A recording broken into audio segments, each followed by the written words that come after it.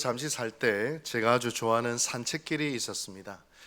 주변 경관도 너무 아름답고요, 또 사람들도 잘 오지 않는 그런 한적한 길이었기 때문에 제가 스트레스를 받을 때나 아니면 좀 생각을 깊이 해야 될 그때가 되면 늘 그 산책길을 1시간, 2시간 그렇게 걷곤 했습니다. 그런데 여러분, 미국의 산에는요 야생동물이 많아요. 사슴과도 같은 동물들은 주택가에서도 빈번하게 나타나기도 하고요. 또 늑대과의 그 뭐죠? 기억이 안 나는데 객과의 그 동물들도 막 나타나기도 하고 애들을 물어가기도 하고요. 가끔은 곰도 만나기도 합니다. 캘리포니아를 상징하는 짐승이 곰이거든요. 그런데 특별히 마운틴 라이언이라고 하는 퓨마를 만날 때도 있습니다. 제가 영어를 잘 못해서 글이 있길래 그런갑다 하고 한국에는 퓨마 만날 일이 뭐가 있습니까? 그냥 스쳐 지나갔는데 얼마 지나고 나니 제가 다니는 산책길에 퓨마가 나타났다 그 이야기가 들리는 거예요. 그제서야 그 글이 눈에 딱 들어오더라고요. 그래서 마운틴 라이온을 만났을 때 어떻게 해야 하는가라는 표지판이 알고 보니 그 입구에 있었습니다. 첫째, 무엇이냐? Stay calm. 당황하지 마세요.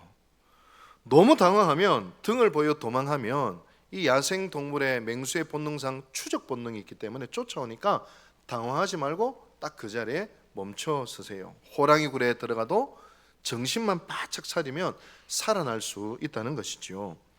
둘째는 make yourself look bigger. 할 수 있는 한 자신을 크게 보이세요. 아기와 함께 있다면 아기의 목마를 태워서 크게 보이고, 두 사람이 있다면 손을 잡아서 크게 보이고, 혼자라면 팔을 좌우로 이렇게 흔들면서 크게 보이라라는 것입니다. 셋째는 maintain eye contact. 시선을 똑바로 마운틴 라이언을 응시하고 천천히 뒤로 물러서라는 것입니다. 다섯 번째, if attacked, fight back. 정말로 마운틴 라이언 퓨마가 공격을 하면 이제 어쩔 수 없어요. 죽기 살기로 싸워야 돼요. 네가 죽든지 내가 죽든지, 돌이든 나무든 막 닥치는 데 눈을 찌르든 그냥 목을 조르든. 그래가 실제로 2019년도에서 남성이 마운틴 라이언을 만났는데 목을 졸려서 자기의 체중으로, 그분이 체중이 저 정도 됐나 봐요. 그래 죽이기도 하고, 또 2023년에는 우리 미국 나이로 18살 된 형과 9살 된 동생이 하이킹을 하다가 퓨마를, 마운틴 라이언을 만났는데 9살 동생을 덮치니까 형이 눈이 뒤집혀서 나무를 들고 쫓아내긴 했지만 동생이 이제 아주 심각한 부상을 입고 다행히 목숨은 건졌다는 그런 뉴스가 나오기도 했습니다. 여러분, 이렇게 위기를 만났을 때 매뉴얼을 생각해야 돼요. 매뉴얼대로 하지 않고 등을 보이고 도망을 친다거나 그렇게 하면 위험할 수 있기에 맹수를 만나도 위기 속에서 매뉴얼대로 하면 살 수 있다는 것이죠. 여러분, 우리의 인생 속에서도 위기의 때는 언제나 오게 되어 있지 않겠습니까? 그런데 이 위기 앞에서 어떤 사람은 한없이 무너져 내려요. 그런데 어떤 사람은 위기인데 오히려 그 위기를 발돋움의 기회로 삼기도 합니다. 예전에 고 김영삼 전 대통령께서 자주 하셨던 말씀이 있어요. 위기는 곧, 분명히 이번에 옛날 분입니다. 위기는 곧 기회다, 이런 말씀 참 많이 하셨거든요. 가령 지난 코로나 때 가장 많이 타격을 입은 회사들이 여행업체 그리고 항공운수업체들이었습니다. 근데 놀랍게도 우리나라 대한항공은 계속 코로나 기간에도 흑자를 기록해서 오히려 강한 재무 구조를 유지하게 됐다는 것이죠. 그 이유를 알고 보니까 여객 수요가 급감하니까 여객기 대신 화물 운송기로 개조를 해서 물류 수익을 극대화시켰다는 것입니다. 그래서 세계적인 항공 전문 매체에서 이 대한항공 조원태 항공회장을 2022년도에 올해의 인물로 선정을 했어요. 그리고 이렇게 평가를 했습니다. 불확실한 항공업계 업황을 뛰어넘었다.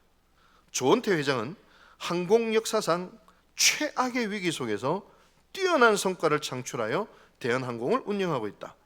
경쟁사들이 곤두박질 친 영업 실적을 보고할 때 대한항공은 이 같은 추세를 거스르고 있다. 다시 말하면 대한항공은 이 위기를 오히려 발돋움의 기회로 삼았다는 것입니다. 근데 정반대의 이야기도 있죠. 한때 휴대폰 업계에 있어서 1998년부터 2021년까지 무려 14년 동안 전 세계 시장 점유율 독보적 1위를 기록한 휴대폰 회사가 뭔지 아세요? 노키아. 역시 우리 장로님 정하지, 노키아입니다.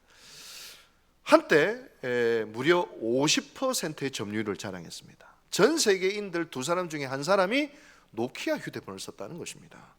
그런데 지금은 쫄딱만해서 휴대폰 사업은 마이크로소프트에 넘어가 버렸습니다. 그 이유는 스마트폰 시대, 그리고 또 터치하는 그런 어떤 시스템, 이걸 알았는데도 움직이지 않았어요. 위기 속에서 자신을 변화시키지 않았어요. 14년 동안 세계 1등이라는 자만감이 결국 모든 것을 무너뜨리게 했습니다. 영국의 역사가 아놀드 토인비가 말했듯이 인류 역사는 늘 도전과 응전의 역사입니다. 다가오는 위기 속에서 이상하게 어떤 사람, 어떤 공동체는 무너지는데, 또 어떤 사람, 어떤 공동체는 분명히 위기인데 오히려 이것을 통하여 발돋움을 이루어 내더라는 것이죠. 여러분, 우리의 인생도 마찬가지고요, 사실 우리 신앙생활도 마찬가지입니다. 위기를 겪지 않는 사람이 어디 있겠으며 실패를 겪지 않는 사람 이 세상 천지에 누가 있겠습니까? 그리고 위기를 경험하지 않는 공동체는 또 이 세상 천지에 어디 있겠습니까? 위기 속에서 그 잘못된 순간의 판단이 한없는 추락을 가져오기도 하고요, 반면 그 위기를 기회 삼아 발돋움과 성장을 이루어낼 수도 있는 것입니다. 교만은 패망의 선봉이라는 말처럼 교만한 생각, 무지한 태도는 위대했던 기업조차 사라지게 만들지만 겸손한 태도와 지혜로운 생각은 오히려 변화와 성장의 계기가 되었습니다. 사도 바울이 핍박의 땅 마게도냐, 데살로니가 사람 생각하면 지긋지긋하거든요. 핍박하는 유대인들, 빌립보, 좀 끔찍하거든요. 그 핍박의 땅 마게도냐에서 고린도 후서를 쓰면서 이렇게 이야기합니다. 보라, 지금은 은혜 받을 만한데요. 보라, 지금은 구원의 날이다. 핍박이 아니라는 거예요. 위기가 아니라는 거예요. 이거는 뭐라? 은혜 받을 때라는 겁니다. 모든 사람은 위기의 때라고 하지만 하나님의 사람은 그래, 힘들어, 고통스러워. 그러나 하나님의 은혜의 때를 기대하는 겁니다. 오늘 본문 속에 나아만이 그랬습니다. 나아만은 당시 고대 근동의 강대국이었던 아람의 국방부 장관이었습니다. 아주 용맹하고요, 충직하고요, 또 왕의 신임을 받았을 뿐만 아니라 심지어 백성들의 존경까지 받는 그런 인물이었습니다. 그는 권력도 있지, 물질도 있지, 명예도 있지, 존경도 받고 심지어 인품까지 훌륭하지, 모든 것을 다 가진 부러울 것 없는 남자였습니다. 그런 그에게 일생일대의 위기가 다가옵니다. 바로 문둥병이라 불리는 납병에 걸렸습니다. 당시로는 하늘의 벌이라 생각했고요, 불치의 병이요, 수치스러운 병입니다. 온몸에 고름이 가득한 그를 누가 가까이 할 수 있겠습니까? 그런 그는 이 가진 모든 것이 허망하게 느껴졌을 것입니다. 아니, 이 모든 것이 이제는 덧없고 의미 없이 여겨졌을 것입니다. 이제 납병의 고통 속에서 손과 발은 뭉그러지고 흉측한 몰골로 비참하게 죽음을 맞이하게 될 그런 위기가 다가왔습니다. 그 어떤 희망도, 그 어떤 돌파구도 찾을 수 없는 나락 속에 빠져 있었습니다. 그런데 오늘 본문은 이 위기의 결론을 다음과 같이 이야기합니다. 14절이죠.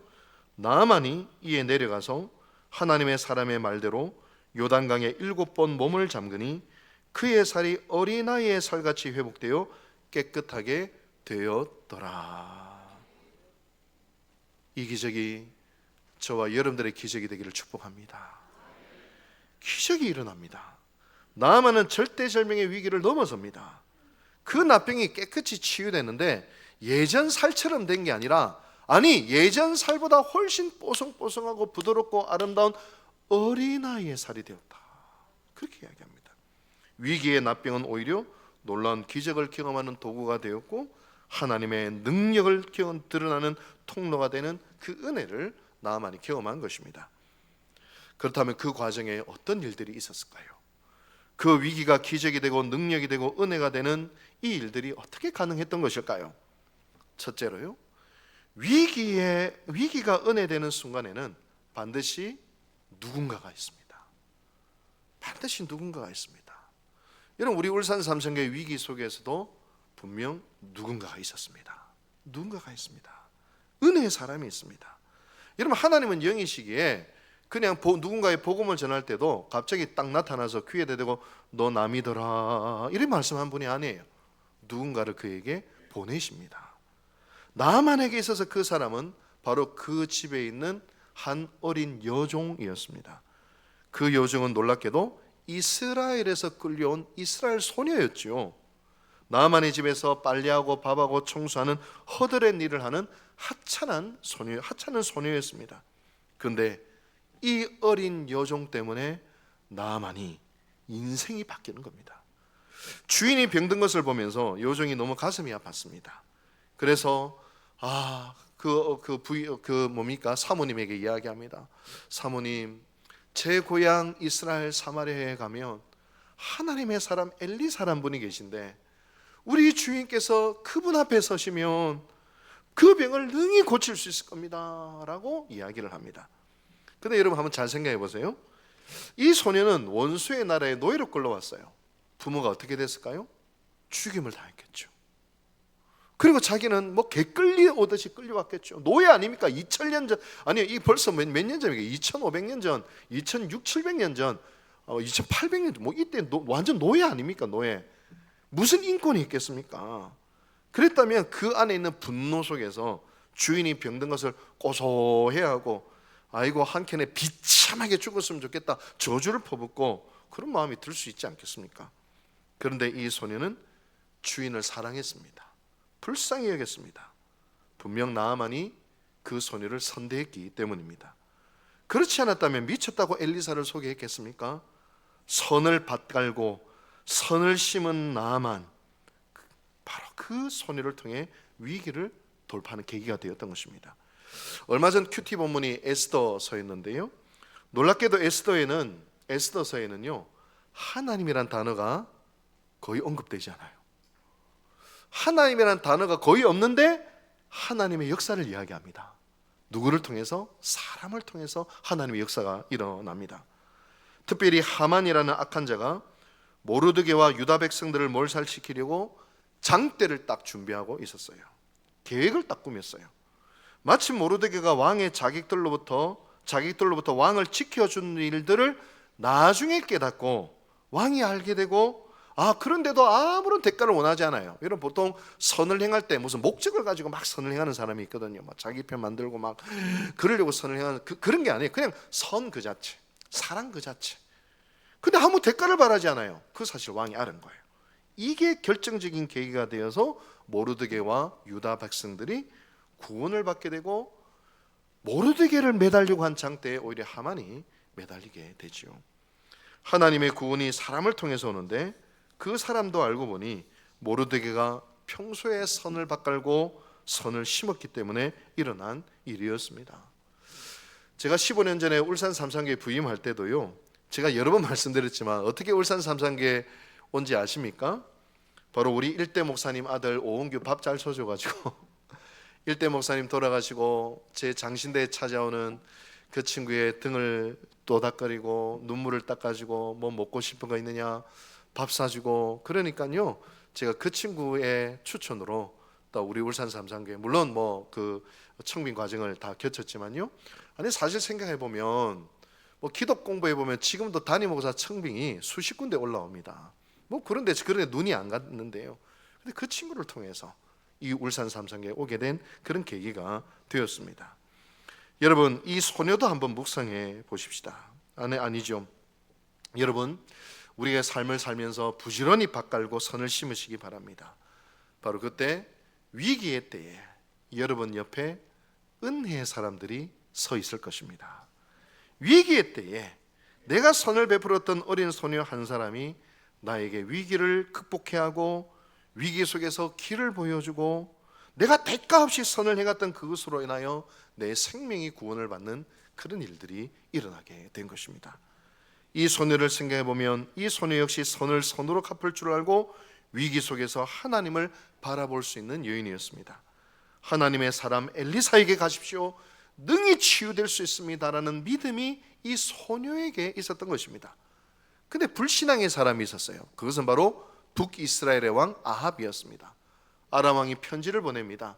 내 부하 나아만을 보내니 문둥병 고쳐주시오. 그러자 북이스라엘 아합 왕이 옷을 찢으며 부르짖습니다. 내가 사람을 죽이고 살리는 하나님이냐? 그가 어찌 나아만을 내게 보내 그의 나병을 고치라 하느냐? 옷을 찢고 울부짖습니다. 그런데 어린 소녀는 하나님을 봅니다. 엘리사에게 가면 능히 고칠 수 있습니다 라고 고백합니다. 여러분, 위기의 때에 하나님을 봐야 삽니다. 위기의 때에 하나님의 음성을 들어야 삽니다. 절망하여 옷을 찢는 사람이 있는가 하면 위기의 때에 길을 여는 사람이 있고, 절망하여 부르짖는 사람이 있는가 하면 위기의 때에 바로 그 옆에 은혜의 사람이 서 있는 사람들이 있습니다. 그리고 내가 보지 못하는 것을 보게 하고 깨닫지 못하는 것을 알려주는 바로 그 한 사람이 있습니다. 사랑하는 성도 여러분, 언젠가 지금 현재 위기 속에 있는 분도 있고 언젠가 우리 인생을 살면서 왜 위기란 것을 경험하지 않겠습니까? 그때를 대비하여 선을 바꾸고 선을 심을 수 있게 되기를 바랍니다. 바로 위기의 때 그 순간 여러분 옆에 누군가 있어서 눈물을 닦아주고 힘을 주고 지혜를 주고 길을 열어주는 바로 그 한 사람을 만나게 될 것입니다. 나아가 우리도 이 소녀처럼 누군가에게 복된 사람 되기를 원합니다. 누군가 위기를 당한 사람들이 그 위기를 돌파할 수 있도록 돕는 축복의 사람이 될 수 있게 되기를 주님의 이름으로 축복합니다. 둘째로 나아만이 위기를 돌파하게 된 것은 절대적인 순종이었습니다. 나아만이 엘리사를 만나기 위해 사마리아에 갈 때 뭘 들고 갔냐면 은 10달란트, 금 6,000개, 의복 10벌을 가지고 떠났습니다. 현재 시세로 환산을 해봤다면 얼마냐? 60억을 들고 갔습니다. 자기 목숨값은 한 60억 된다고 생각을 한 것이죠. 그러나 60억이 아니라 600억이라 하더라도요, 죽을 병은 죽게 되어 있습니다. 지금 나아만이 하나님 앞에 나아갈 때 들고 가야 할 걸요, 잘못 들고 가고 있는 거예요. 이 병은 돈으로 고치는 병이 아니라 믿음과 순종으로 고치는 병이에요. 여러분, 엘리사는 나아만이 왔는데도 거들떠보지 않습니다. 잘못된 걸 들고 왔거든요. 생명값은 돈이 아니라 믿음과 순종으로 지불된다는 것을 이야기하는 거예요. 그래서 사도행전에 베드로가 성전에 올라갈 때 나면서 안전병이 된 사람을 고칠 때 뭐라고 이야기했습니까? 은과 금은 내게 없지만 내게 있는 것으로 내게 주느니 곧 나사렛 예수 그리스도 이름으로 일어나 걸으라 했던 것입니다. 여러분, 위기의 때에 가장 필요한 것은 하나님을 믿으셔야 해요. 하나님을 믿으셔야 해요. 그 믿음은 하나님의 뜻대로, 하나님이 말씀하실 때 하나님의 마음으로 나는 99%도 아니에요, 100% 순종합니다. 그걸 누가 이겨요? 100% 순종합니다. 사람의 지혜가 얼마나 허망한지 저는 많이 경험합니다. 목회를 하면서 또 뭐 동문회를 가서도 그래요. 어떤 한 이슈가 딱 있으면 10사람은 각자의 10가지 지혜가 있습니다. 왜냐하면 경험이 다르고 식견이 다르고 생각이 다르기 때문에 그 한계에 갇혀 있다 보니 어느 한 이슈에 대해서 10사람이면 10가지 지혜가 나오고요, 100사람이면 100가지 지혜가 나와서 배가 어디로 가요? 산으로 가는 것입니다. 그때 무릎을 꿇고 하나님의 음성을 들어야 합니다. 하나님을 바라봐야 합니다. 그 믿음이 순종이 될 때 위기는 정면으로 돌파되지는 것이죠. 엘리사가 나아만을 만나지도 않은 채 명령합니다. 요단강에 가서 7번 씻으라. 그 말 듣고 나아만은 분노했습니다. 자기 생각에, 자기 기준에 택도 안 되는 말이거든요. 좀 뭔가 그냥 한 600억 내라 하든가, 저기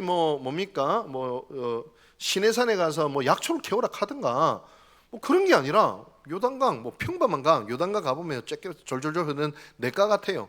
아니 우리 고향에 가면 더 맑고 깨끗하고 큰 강이 있는데 거기 가서 씻으라든가 뭐 이런 택도 안 되는 이 강에 가가지고 7번을 씻으라니, 여러분 이해가 되지 않는 것입니다. 너무 쉽고 단순했기 때문입니다. 여러분 요단강에 7번 목욕해라는 바로 그 단순한 일에 순종하지 못합니다. 너무 단순해서 믿기지 않고 너무 단순해서 불신합니다.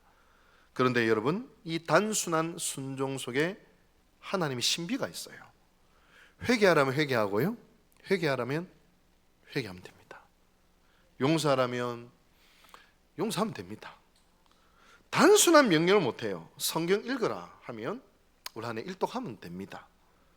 근데 단순한데 안 해요. 뭔가 복잡하고 어려운 곳에 뭔가 하나님의 신비와 특별한 것이 있다는 그 착각 속에 마귀의 미혹이 있을 수 있습니다. 단순한 명령일 뿐인데도 수많은 경우의 수와 수많은 인간의 지혜가 동원하니 그러니 하나님의 음성에 순종하지 못하는 것이죠. 여러분 하나님은 분명히 말씀하십니다. 말씀하실 때 99%도 아니고 100% 단순한 순종을 할 수 있게 되기를 주님의 이름으로 축복합니다. 10년 전 우리 교회 세계적인 성악가였던 배재철 교수님이란 분이 우리 교회에 오셔서 간증한 기억이 있습니다. 세계적인 성악가로 활동하다가 이 성대결절로 수술을 받았는데 기적적으로 목소리를 회복하셔서 우리 교회에서 찬양도 하고 그 간증을 들려주셨습니다. 그때 제가 기억나는 것은 우리 김인원 장로님께서 그 순종에 대해서 엄청 은혜를 많이 받으셨어요. 그 내용이 어떤 내용이었냐면, 내가 할 수 있고 내가 하고 싶은 것을 하는 것은 순종이 아니다. 그게 뭔 순종이냐? 내가 하고 싶고 내가 할 수 있는 걸 하는 게 그건 순종이 아니라는 거예요. 내가 못하겠다고 생각하는 것, 내가 정말 하기 싫은 것, 그걸 하는 게 순종이라는 겁니다. 그게 순종이라는 겁니다. 그렇습니다. 이 단순한 순종 속에 기적이 숨겨져 있고 하나님의 역사가 배태되어 있는 것입니다.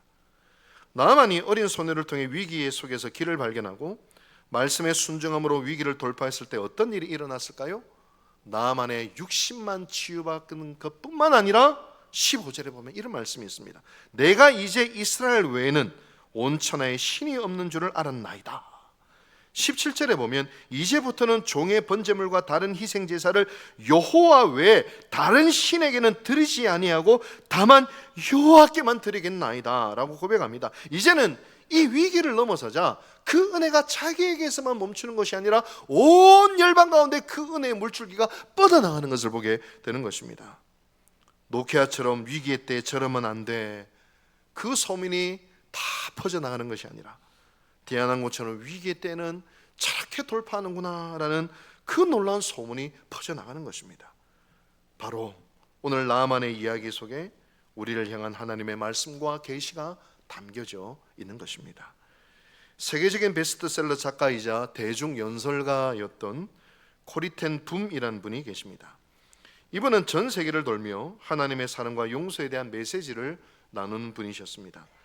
이분이 쓴 책이요, 기독교 고전이에요. 아주 유명한 고전입니다. 주는 나의 피난처라는 책인데요, 이게 영화로도 만들어져서요, 1970년대 영화로 만들어져서 전 유럽인들이 감동했던 그런 영화가 되었습니다.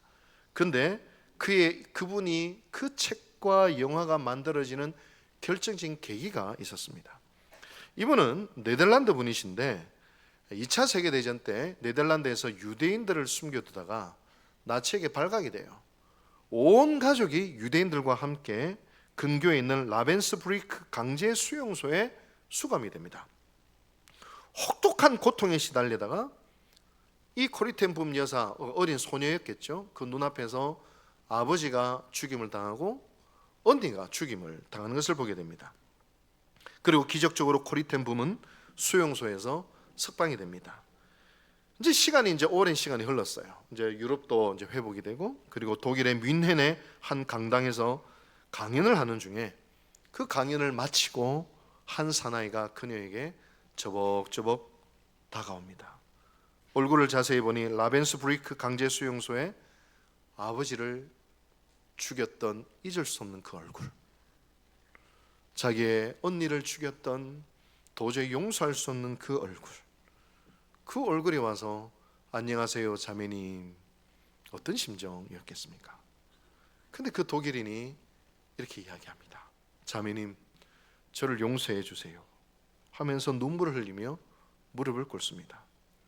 그럼에도 도저히 그 마음속에서는 이 분노와 당혹감과 숨을 쉴 수 없는 그 고통 속에서 견딜 수 없었습니다. 그 순간 하나님께 이렇게 기도를 했습니다. 주님, 저는 지금 이 사람을 용서할 수 없습니다. 하지만 주님의 사랑으로 그를 용서하게 도와주십시오. 자기도 모르게 손으로 그 사람을 잡았습니다. 그리고 자기도 모르게 이 말이 튀어나왔습니다. 저는 당신을 용서합니다, 전심으로. 바로 그때 전류가 쥐하게 흐르면서 이루 말할 수 없는 하나님의 사랑이 강물처럼 그 잡은 손을 통하여 그분에게 흘러가는 것을 코리템품 여사도 느끼고 그 간수도 느꼈습니다. 그 놀라운 신비를 경험합니다. 가족의 원수였던 바로 그 간수가 그녀에게 다가오는 순간은 위기의 순간입니다. 위기의 순간입니다. 소리를 치면서 저 사람이 우리 아버지를 죽였노라고, 저 사람이 우리 누나를 죽였노라고, 위기의 순간입니다. 바로 그 순간, 순종으로 돌파하는 바로 그 순간, 인류를 감동시키는 주는 나의 피난처라는 책이 탄생되고, 그 순간 영화가 되고 수많은 유럽인들의 삶을 변화시키는 하나님의 사랑과 용서를 증거하는 대중영상과 저술가로 거듭나게 됐던 것입니다. 여러분, 오늘 우리가 나중에 함께 찬양하면서 결단한 곡이 베드로의 위기인데요, 폭풍 치는 바다, 폭풍이 치고 있습니다. 근데 주님은 말씀하십니다. 그 배에서 나오라. 베드로는 100% 순종합니다. 폭풍이 있는 바다에서 그 바다에 발을 내딛습니다.